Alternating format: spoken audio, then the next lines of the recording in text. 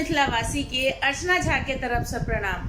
हमार पिछला वीडियो के लाइक और सब्सक्राइब कर रहे अहाँ सबके कोटि कोटि धन्यवाद। आए हम अहाँ के सामने में एक व्यक्तिगत संबंध पर अपन विचार रखा चाहे छी। माता पिता और संतान के बीच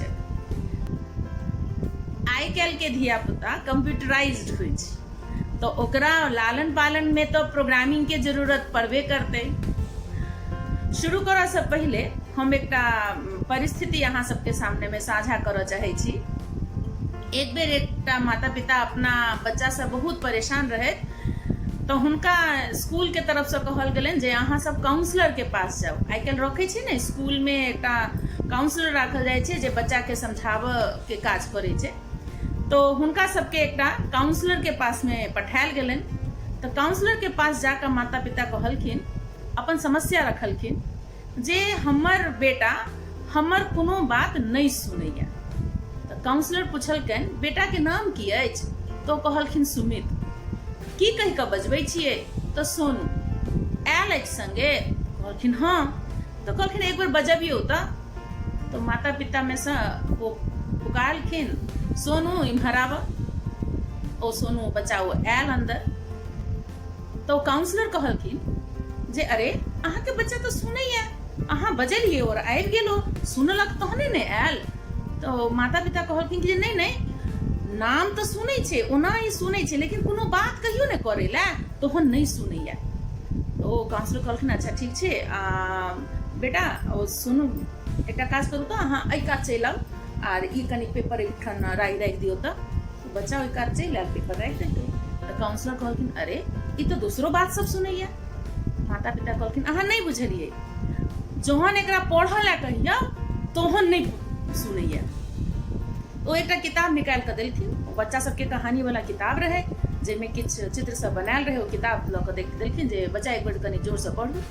तो ओ जेते पढ़ऽ के ज्ञान रहे ते अनुसारे पढ़ि देलकै ओ बच्चा। तो ओ फिर कहलखिन कि जे देखियो तो किताबो पढ़नाइ जनैया और कहलिए तो पढ़ो देलक। नहीं, जहन ओकरा खेला के मन रहे छै आ हम पढ़ऽ ला जहन कहै छियै तहन ओ नहीं पढ़ैया। तो काउंसलर के बात ई रहे जे अहाँ के समस्या ई नहीं अछि जे बच्चा नहीं सुनैया। अहाँ ई लिखू समस्या में जे जहन बच्चा के इच्छा नहीं रहत में ओकरा कोनो काज कहै छियै तहन ओ नहीं सुनैया। तो ई तो बात रहल जे केना बच्चा के सुनायल जाए, लेकिन जहन हम अहाँ कहऽ लगै छियै तो सिर्फ कहने से कतेक असर पड़े छै और हमर सबके व्यवहार से कते असर पड़े छै, ओ जे तरहक हम सब प्रतिक्रिया दै छियै ओकर की असर होइ छै, एकटा छोट कहानी से हम अहाँ के सामने में राखऽ चाहै छी। एक बेर एकटा पिता अपना बाड़ी में किछ गाछ ताछ के देखरेख करैत रहे। ओ कुल्हड़ लऽ कऽ किछ खोदखाद करैत, कोनो गाछ जे खराब भऽ गेल रहे जकरा हटाबक रहे से हटाबैत रहे। तखने हुनका घर से केओ बजबऽ ला चलि एलनि। तो गाछ ताछ ओहिठाम छोड़ि कऽ आर घर के तरफ चलि गेला। हुनका संगे हुनकर बच्चा रहे, छोट बच्चा रहे। ओ देखैत रहे जे हमर पिताजी केहना कऽ ओ काज कऽ रहल छथि। जखने पिताजी ओहिठाम से उठलखिन तो ओ बेटा हुनकर ओ जे छोट बच्चा रहे ओहिठाम ओ कुल्हड़ उठा कऽ धीरे धीरे ओहिठाम काज ओहिना ओहिना करऽ लागल आ किछ गाछ के काटि छाटि कऽ हटा देलखिन। जहन माय हुनकर बजबऽ ला एलखिन तो देखलखिन कि अरे बाप रे, एकटा फलक गाछ ओ काटि देने रहे, उजाड़ि देने रहे। आ ओ फलक गाछ बड़ा दुर्लभ गाछ रहे, बहुत दूर से बड़ा जतन से हुनकर पिता आनने रहथिन। तो आब तो माय कहलखिन जे आइ तो एकर दुर्गति लिखल छै। जहन काज ताज खत्म कऽ कऽ हुनकर पिताजी घर वापस एलथि आ बाड़ी में पहुँचले, देखले तो गाछ तो काटल रहे। तो कनी उदास तो भेलथि, घर में घुसलथि, पूछलखिन ई ककर काज अछि? तो बेटा सामने में आबि कऽ कहलखिन पिताजी ई हमरा सब भऽ गेल।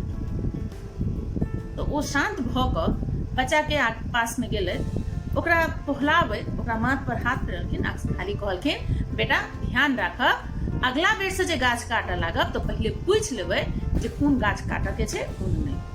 आर ओकरा ओहिठाम से विदा कऽ देलखिन। माय के तो ई बुझल रहन जे आइ तो एकर दुर्गति लिखल छै, लेकिन ओ पिता के ई प्रतिक्रिया के बिल्कुल हुनका अंदाजा नहीं रहन।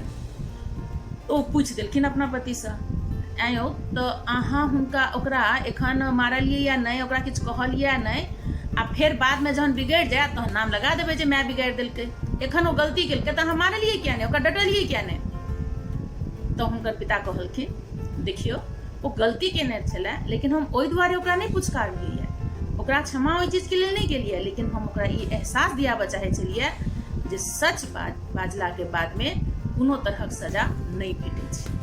हम चाहे छिए जो अपना जीवन में सच के पालन करे, सच बाजे, सच के सामना करे, ओ हिम्मत ओकरा अंदर तखने होते जहन आइ बचपन में ओकरा ई आभास देल जाए, ओकरा ई एहसास करायल जाए जे सच बजला के बाद में गलती माफो कयल जा सकै छै, तहन वो अगला बेर फेर से सच्चे बात।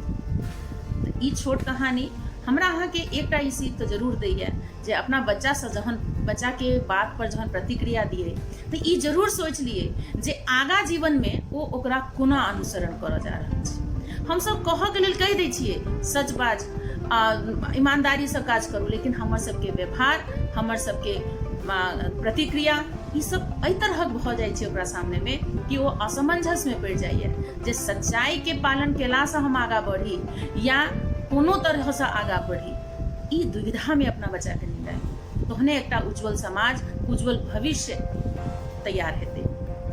एही बात से हम अपन विचार के विराम दै छियै।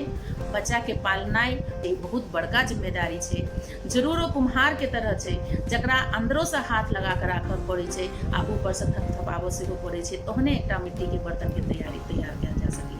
तब बच्चा के परवरिश एकटा जीवन के परवरिश छै, ओकरा जीवन के एकटा दिशा देवऽ के काज छै, तो बहुत सोच समझ कऽ करी।